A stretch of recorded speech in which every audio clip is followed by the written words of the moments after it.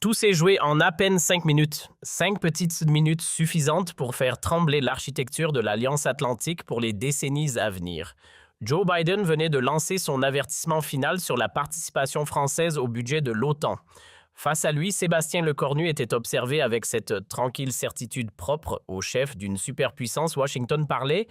Paris finirait bien par obéir comme d'habitude. Sauf que cette fois, le scénario n'a pas suivi le script américain. Le chef du gouvernement français s'est redressé, a pris la parole et en quelques phrases, il a glacé toute la délégation venue des États-Unis.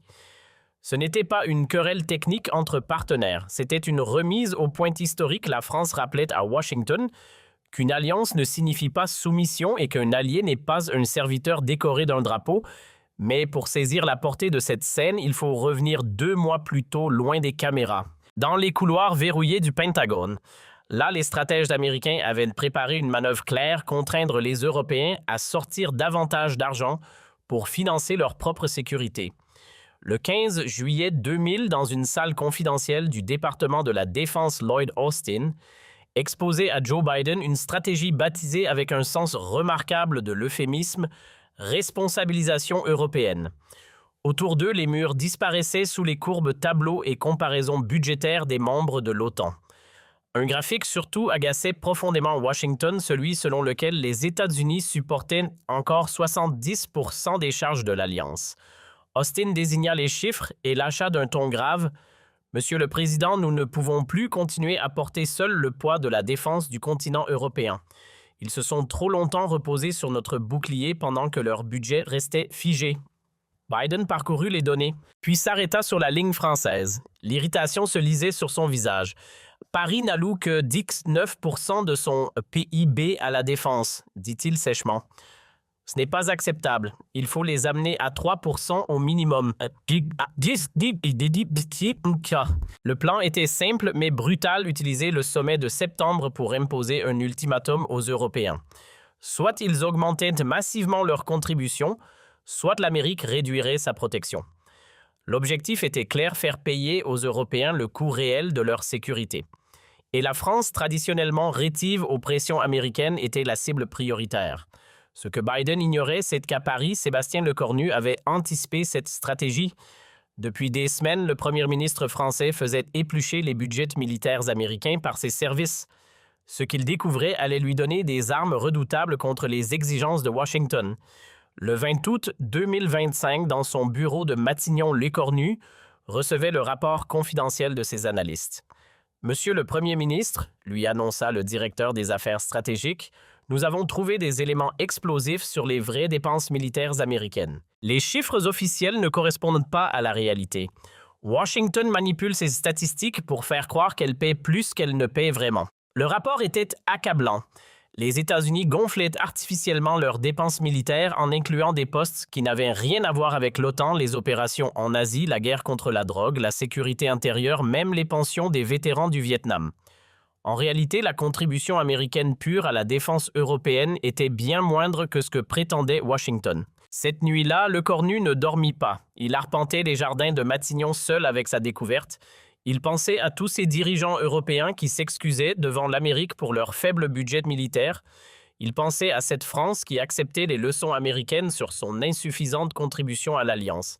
Il pensait surtout à cette hypocrisie américaine qui exigeait des efforts de ses alliés tout en truquant ses propres comptes.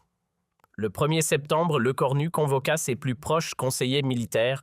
Le général Thierry Burkhardt, chef d'état-major des armées, Catherine Colonna et Bruno Le Maire étaient présents. « Mes amis, commença Lecornu d'une voix déterminée, les Américains vont nous présenter une facture au sommet de l'OTAN. Ils vont exiger que nous payions plus pour notre défense, mais j'ai découvert qu'ils mentent sur leurs propres dépenses. Cette mascarade va cesser. Sébastien, intervint Catherine Colonna. Vous vous rendez compte de ce que vous dites ? Si nous contestons publiquement les chiffres américains, c'est toute l'Alliance qui vacille. » Lecornu la regarda avec une détermination froide. « Catherine, l'Alliance vacille déjà. Depuis 20 ans, elle repose sur un mensonge comptable américain. Il est temps de rétablir la vérité. » Le général Burkhardt était préoccupé. « Monsieur le Premier ministre, les Américains ont des moyens de pression considérables. Ils peuvent nous couper de leurs renseignements, de leur technologie. » Lecornu l'interrompit. « Général, ils ont aussi besoin de nous. Nos bases au Sahel, notre force de frappe nucléaire, notre expertise africaine. L'Amérique ne peut pas s'en passer. Les semaines suivantes furent intenses. Lecornu fit décortiquer chaque poste du budget militaire américain. L'ampleur de la manipulation dépassait ses prévisions. Non seulement Washington gonflait ses dépenses à l'OTAN, mais elle faisait payer à l'Europe des services qui profitaient surtout aux États-Unis eux-mêmes. Le 10 septembre, un événement allait donner à Lecornu l'occasion de confronter Biden. Le sommet de l'OTAN de Bruxelles était consacré au partage équitable du fardeau de la défense. Biden devait y présenter ses nouvelles exigences financières. L'ironie était amère, l'homme qui truquait ses comptes allait donner des leçons de contribution aux autres. Dans l'avion présidentiel Air Force One qui l'emmenait à Bruxelles, Biden préparait son offensive avec ses conseillers. Il était confiant, habitué à voir les Européens plier face aux exigences américaines. Il ne savait pas qu'il allait tomber sur un interlocuteur qui connaissait la vérité sur les mensonges comptables de Washington. À Bruxelles, l'atmosphère était tendue. Les 30 dirigeants de l'Union étaient réunis pour discuter de l'avenir financier de l'Alliance. Biden présidait la session dans son rôle habituel de principal contributeur de l'organisation. Il commença son discours par ces mots qui allaient prendre une résonance particulière. « Mes chers alliés, l'Amérique ne peut plus porter seule le fardeau de notre sécurité commune. » Lecornu, assis à quelques mètres, prenait des notes silencieusement. Biden continua. « Les États-Unis consacrent 3,5% de leur PIB à la défense, soit 800 milliards de dollars par an. Nous assumons 70% des dépenses de l'OTAN. Cette situation n'est plus tenable. » Les chiffres tombaient comme des arguments d'autorité. Certains de nos alliés européens, poursuivait Biden en regardant brièvement vers Lecornu, dépensent moins de 2% de leur PIB pour leur propre sécurité. Comment justifier que l'Amérique paie plus pour la défense de l'Europe que l'Europe elle-même? L'attaque était indirecte mais claire. La France, par exemple, continua Biden avec une pointe d'agacement, dispose de l'une des économies les plus développées d'Europe, mais sa contribution militaire reste insuffisante au regard des menaces actuelles. Paris doit comprendre que la sécurité a un prix et que ce prix doit être partagé équitablement. Si l'humiliation était publique, calculée, insupportable. Biden termina par son ultimatum. L'Amérique exige que tous les membres de l'OTAN atteignent 3% de leur PIB en dépenses militaires d'ici 2 ans. Ceux qui refuseront verront leur protection américaine reconsidérée. La menace était à peine voilée, pliée où nous partons. Un silence pesant suivit le discours de Biden. Les dirigeants européens échangeaient des regards gênés. L'ultimatum américain était clair, brutal, humiliant. Jens Stoltenberg, secrétaire général de l'OTAN, demanda s'il y avait des réactions. Tous les regards se tournèrent vers les principales puissances européennes. Ce qui se passa ensuite stupéfia toute l'Assemblée. Sébastien Lecornu se leva très lentement. Il ne demanda pas la parole, ne consulta aucune note. Il se dressa simplement, croisa les bras et regarda Biden droit dans les yeux. Un silence de mort s'abattit sur la salle. « Monsieur le Président Biden, dit-il d'une voix claire qui porta jusqu'au dernier rang, merci pour cette leçon de comptabilité militaire.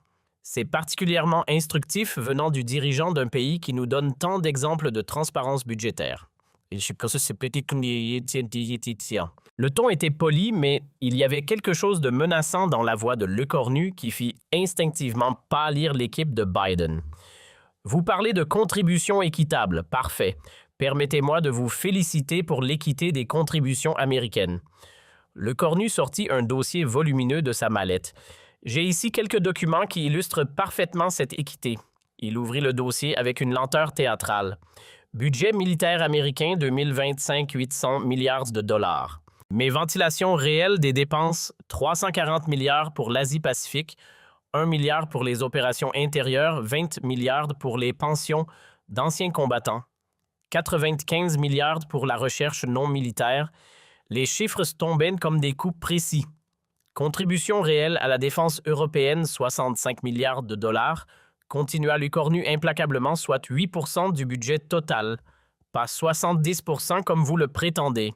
Le mensonge comptable américain était démasqué publiquement. Biden était devenu livide. Mais ce n'est pas tout, poursuivit Lecornu avec un calme terrifiant. Sur ces 65 milliards prétendument consacrés à l'Europe, 40 milliards servent en réalité à maintenir vos bases militaires qui vous permettent de projeter votre puissance au Moyen-Orient.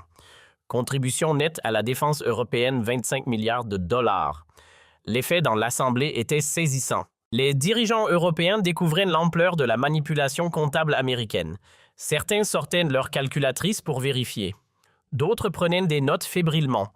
Tous réalisaient qu'ils assistaient à un séisme atlantique. Alors, Monsieur le Président, dit Lecornu en relevant les yeux vers Biden, quand vous prétendez assumer 70% des dépenses de l'OTAN, vous mentez. Vous en assumez en réalité 12%. Le reste, ce sont vos dépenses impériales pour maintenir votre hégémonie mondiale, pas pour protéger l'Europe. Biden tenta de balbutier une justification, ces chiffres, cette interprétation, mais Lecornu ne lui laissa pas finir. Cette interprétation, Monsieur le Président, j'ai ici les documents comptables du Pentagone obtenus par nos services. Voulez-vous que je les fasse circuler dans la salle? La menace était explicite. Lecornu possédait les preuves de la manipulation budgétaire américaine et était prêt à les révéler publiquement. Biden était pris au piège de ses propres mensonges. Mais parlons maintenant de contributions réelles, continua Lecornu avec une autorité nouvelle. La France consacre 58 milliards d'euros à sa défense. Contribution réelle à la sécurité européenne, 95% de ce budget, soit 55 milliards. Pourcentage de PIB réellement consacré à l'Europe, 2,1%. Il sortit un autre document. Les États-Unis, 25 milliards sur 8 cents, soit 3% de votre budget pour l'Europe. Pourcentage de PIB américain réellement consacré à la défense européenne, 0,12%. Le contraste était dévastateur. Alors, Monsieur le Président qui contribue vraiment à la sécurité européenne, Biden, était anéanti. Ses arguments s'effondraient un à un face aux révélations françaises. Et maintenant, poursuivit Lecornu, permettez-moi de vous expliquer ce que ces chiffres signifient vraiment. Sa voix se durcit.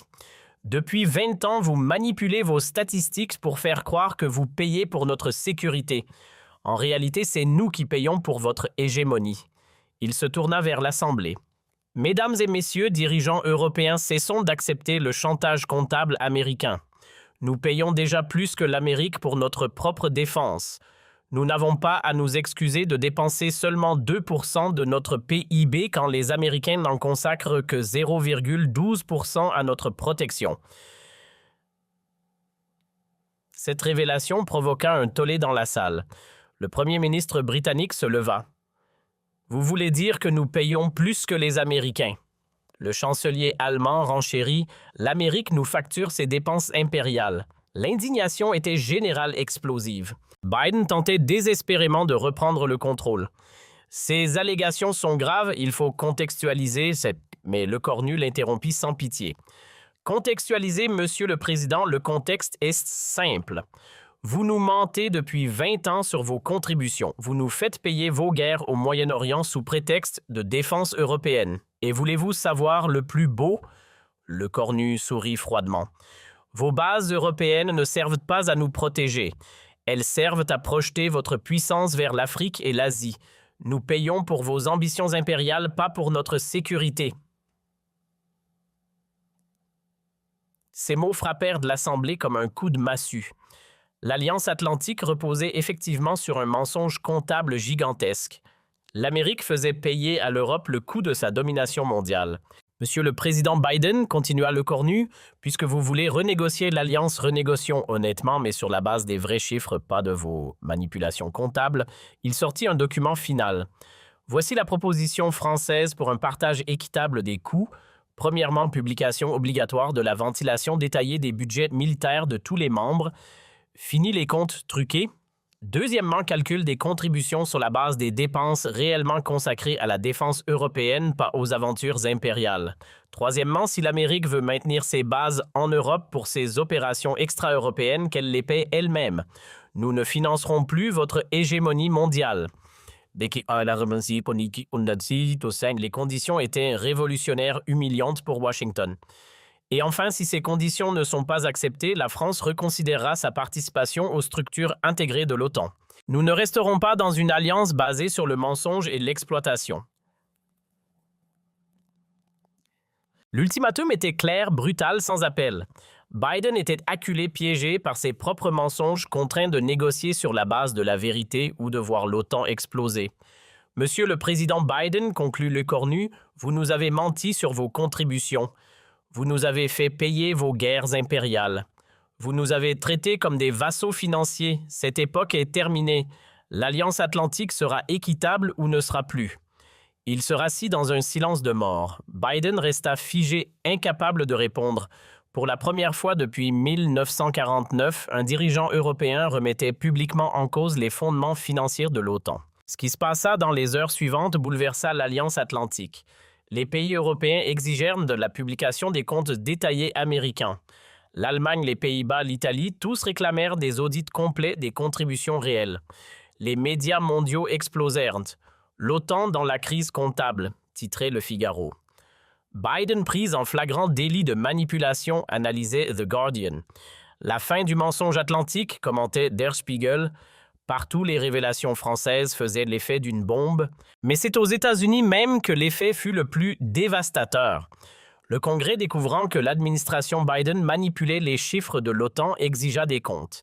Les républicains accusèrent le président de tromper le peuple américain sur les coûts réels de l'Alliance. Les démocrates embarrassés réclamèrent une enquête parlementaire. En France, l'effet fut immédiat et spectaculaire. Les sondages de Lecornu explosèrent. En 24 heures, il passa de 64% à 79% d'opinion favorable. Pour la première fois depuis De Gaulle, un dirigeant français avait tenu tête à l'Amérique sur les questions militaires et gagné. L'industrie de défense française applaudit. Enfin, un dirigeant qui défend nos intérêts stratégiques, déclarait le patron de Dassault Aviation. Il était temps de dire la vérité sur cette mascarade comptable, commentait le PDG de Thales, l'économie française libérée du complexe d'infériorité atlantique. Reprenez confiance. Une semaine après, Bruxelles-Biden tenta de reprendre l'initiative en proposant des clarifications sur les comptes américains. Mais il était trop tard. Sa crédibilité était détruite, son autorité sur l'OTAN était ébranlée. L'Amérique était passée du statut de leader incontesté à celui de tricheur démasqué. Le 1er octobre, exactement 3 semaines après la révélation de Lecornu, l'impensable se produisit. Le Congrès américain vota une résolution exigeant la transparence totale des comptes de l'OTAN. Pour la première fois de l'histoire, les États-Unis étaient contraints par leur propre Parlement de publier le détail de leur contribution atlantique. Cette transparence forcée révéla l'ampleur de la tromperie. Les vrais chiffres confirmèrent les accusations de Lecornu. L'Amérique ne contribuait réellement qu'à hauteur de 0,12% de son PIB à la défense européenne. Le mensonge comptable était démasqué mondialement. Lecornu lui était devenu le symbole de la résistance européenne face à l'hégémonie américaine. Son courage face aux mensonges de Washington inspirait d'autres dirigeants. Le premier ministre canadien déclarait « Sébastien Lecornu nous a libérés du chantage comptable américain ». Le président sud-coréen ajoutait « La France nous a montré qu'on pouvait dire non à Washington ». Novembre 2025 marqua une révolution dans l'Alliance Atlantique. Pour la première fois depuis 1949, l'OTAN fonctionnait sur la base de comptes transparents et vérifiables. Les contributions étaient recalculées sur les dépenses réelles, pas sur les manipulations comptables. L'ère de la tromperie atlantique était révolue. En décembre 2025, Lecornu fut invité à prononcer un discours historique devant l'Institut français des relations internationales. Face à un parterre de diplomates et d'experts, il déclara « Mesdames et messieurs, l'Alliance Atlantique vient de sortir de 20 ans de mensonges comptables. Nous avons découvert que notre prétendu protecteur nous faisait payer ses guerres impériales.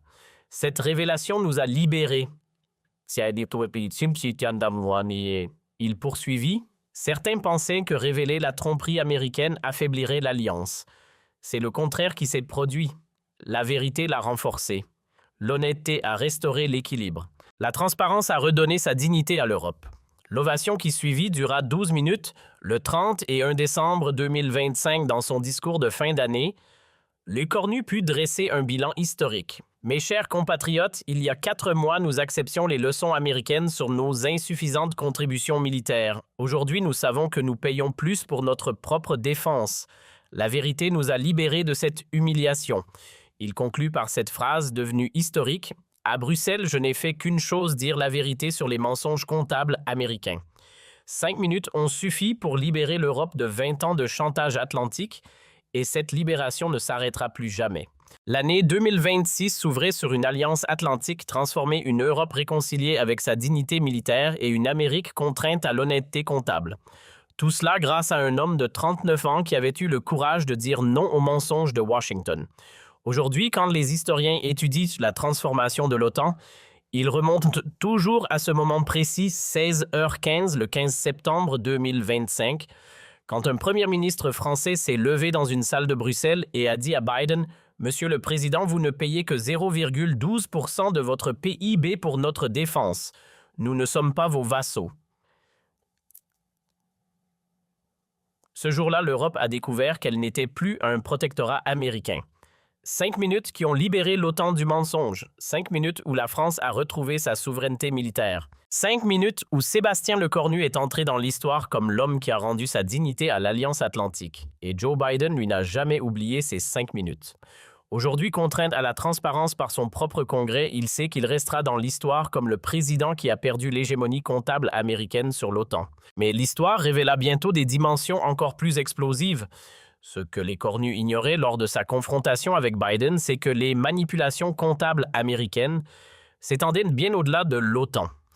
Une enquête secrète de la Cour des comptes française, déclenchée par ces révélations, venait de découvrir un système global de surfacturation militaire centré sur les bases américaines en Europe. Dans les bureaux feutrés de la rue Cambon, 4 semaines après le séisme de Bruxelles, le premier président de la Cour des comptes briefait personnellement Lecornu. « Monsieur le Premier ministre, vos révélations ont ouvert une boîte de Pandore. Nous avons audité tous les contrats franco-américains depuis 2000.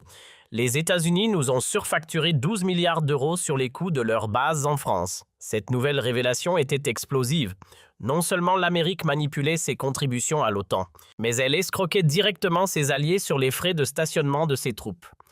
Les bases de Ramstein en Allemagne d'Aviano, en Italie et d'Incirlik en Turquie, partout Washington, pratiquaient la même surfacturation systématique. « Prenez la base de Mourmelon », expliquait le magistrat en montrant les documents. Les Américains nous facturent 340 millions d'euros par an pour 3000 soldats. Coût réel calculé par nos experts, 180 millions. Surfacturation 160 millions par an depuis 15 ans. L'arnaque représentait 2,4 milliards d'euros pour cette seule base. Lecornu étudiait les chiffres avec une colère grandissante. L'hypocrisie américaine dépassait tout ce qu'il avait imaginé. Pendant que Biden accusait l'Europe de ne pas payer assez pour sa défense, l'Amérique volait littéralement ses alliés par le biais de contrats truqués. L'Alliance Atlantique était devenue une gigantesque escroquerie au profit de Washington. Le 20 octobre 2025, un mois après Bruxelles-Lecornu, décida de porter l'estocade finale. Lors d'une conférence de presse à l'Élysée devant un parterre de journalistes internationaux, il révéla cette nouvelle dimension du scandale atlantique. Mesdames et messieurs, nous pensions que les États-Unis se contentaient de mentir sur leur contribution à l'OTAN. Nous découvrons maintenant qu'ils volent directement leurs alliés. Il brandit un dossier encore plus volumineux que le précédent. Voici les preuves que l'Amérique a surfacturé 47 milliards d'euros à l'Europe sur les frais de base militaire depuis 2000. Washington ne nous protège pas. Elle nous escroque. Cette révélation provoqua un tollé sans précédent dans les médias mondiaux. L'effet fut immédiat et dévastateur. L'Allemagne découvrit qu'elle avait été surfacturée de 18 milliards d'euros sur les bases américaines. L'Italie révéla une arnaque de 8 milliards. L'Espagne, les Pays-Bas, la Pologne, tous les pays hébergeant des troupes américaines découvraient qu'ils avaient été systématiquement escroqués. Cette extension européenne du scandale permit à Lecornu de déclencher une révolution complète des relations atlantiques. Le 25 octobre, il annonça la création d'une coalition européenne d'audit militaire regroupant tous les pays victimes de la surfacturation américaine. L'objectif était clair, récupérer les 47 milliards volés et renégocier tous les contrats militaires. Les révélations se poursuivirent à travers le monde. Le Japon découvrit que les États-Unis lui avaient surfacturé 23 milliards de dollars sur leur base d'Okinawa. La Corée du Sud révéla une arnaque similaire de 15 milliards. L'Australie admit avoir été escroquée de 8 milliards sur les accords AUKUS. Cette prise de conscience mondiale provoqua une crise sans précédent dans toutes les alliances américaines. L'OTAN enzus les pactes bilatéraux tous reposaient sur des mensonges comptables et des escroqueries financières. L'Empire américain s'effondrait sous le poids de sa propre malhonnêteté. Mais la victoire la plus symbolique de l'écornu vint d'un endroit inattendu, le Congrès américain lui-même. Le 1er novembre 2025, une commission parlementaire bipartisane publia un rapport accablant sur les pratiques comptables douteuses du Pentagone à l'étranger. Pour la première fois de l'histoire, l'Amérique reconnaissait officiellement avoir trompé ses alliés. Les révélations du Premier ministre français sont exactes, déclarait le rapport du Congrès. Le département de la Défense a systématiquement gonflé ses coûts à l'étranger, créant un système de financement occulte de l'Empire américain. Cette validation officielle consacrait la victoire totale de l'écornu sur le mensonge atlantique. L'automne 2025 marqua l'effondrement définitif de l'hégémonie financière américaine. Un à un, les alliés de Washington exigèrent la renégociation de tous leurs accords militaires. L'Allemagne réclama le remboursement immédiat de 18 milliards d'euros. Le Japon menaça de fermer les bases américaines si les 23 milliards n'étaient pas restitués. Face à cette révolution mondiale, Biden fut contraint à une humiliation publique sans précédent. Le 15 novembre 2025, lors d'une conférence de presse à la Maison-Blanche, il présenta des excuses officielles aux alliés américains. Les États-Unis reconnaissent avoir commis des erreurs comptables dans la facturation de leurs services militaires à l'étranger, déclara-t-il d'une voix brisée. Mais ces excuses ne suffirent pas à sauver sa présidence. Le scandale l'écornu, comme l'appelaient désormais les médias américains, avait détruit sa crédibilité internationale. Les sondages montraient que 73% des Américains désapprouvaient sa gestion de l'Alliance atlantique. Pour la première fois depuis des décennies, un président américain était humilié par ses propres alliés.